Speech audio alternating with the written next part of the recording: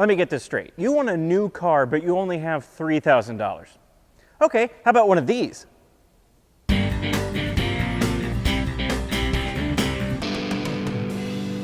This tiny, funny-looking car from India is the Tata Nano, and it is quite simply one of the cheapest new production cars to ever exist. Tata produced the Nano from 2008 to 2018. It's rear-engined and rear-wheel drive, and that engine is a two-cylinder, 624cc liquid-cooled engine, making about 37 horsepower, which is actually fairly good for a car this size. It has a 4-speed manual transmission, and later Nanos were even offered with a semi-automatic transmission. Would you like to see that engine? Because it's right in here.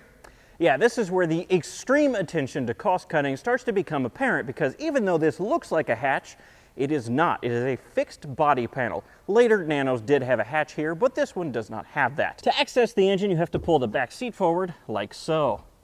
And then the engine is under this little hatch. And of course, the attention to cost cutting doesn't stop at the lack of a hatch. It goes much further than that. The car is made out of very thin sheet steel because that was cheaper. The doors are very light because they're very thin, and they have no detents on them. They just float around, much like a Trabant. The wheels only have 3 lug nuts because that saved 4 lug nuts per car, which was slightly cheaper. There is no wing mirror on this side, only on the driver's side. This is a right-hand drive car, by the way. There is only 1 windshield wiper where 2 would have been slightly better. And there is no external fuel filler. You have to access the fuel by opening the hood. It's right over there. But it goes even further than that. Base models of this car not only didn't have air conditioning, they didn't have heat or any ventilation through the climate control whatsoever. The only ventilation you got was from rolling down the windows and hoping for the best. They also had unassisted steering and unassisted brakes. When you look at how extreme the cost cutting was on this car, it becomes amazing that they did things like this. Make custom headlights just for this car. They're not parts from some other car. They made it just for the Nano. Same goes for the taillights. It's a custom piece. I mean, the whole rest of the car body is made for the Nano because it is the Nano, but it just amazes me that they didn't use an off-the-shelf part for this stuff. But here's what really blew my mind. I keep mentioning the base level Nano, but the one I'm sitting in isn't the base model. It's the LX trim Nano, or the deluxe version. So despite having no detents in the doors and no hatch in the back to save money, this specific one has power windows, power and central locking, and here's the real kicker, air conditioning. This car, according to the museum staff, it cost about $3,200 when it was new, has air conditioning. I would have never expected that. As you can quite clearly see, the Nano has 4 doors, and you would be surprised how much legroom there is in here. I have no trouble sitting in this back seat, and I sat in the front seat to make sure that it was in my position.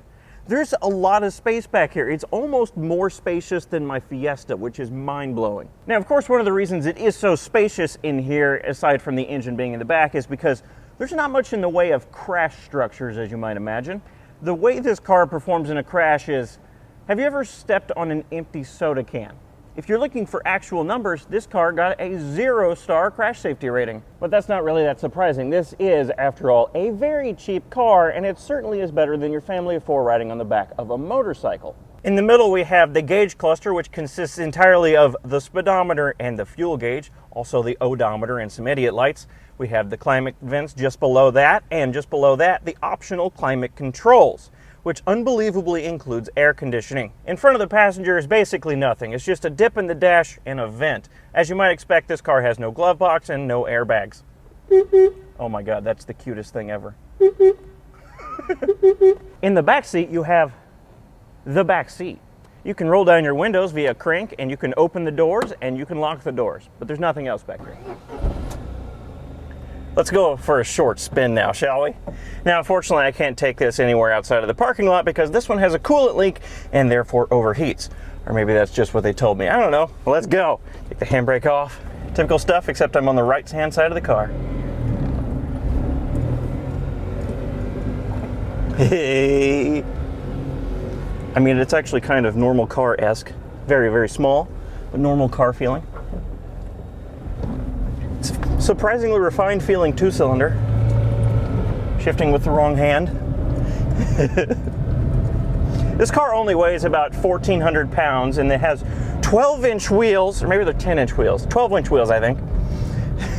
So everything about it is very diminutive. It tops out at about 65 miles per hour. It actually feels quite sprightly at these low speeds here. I won't know anything until I get to higher speeds, which I will never be able to do.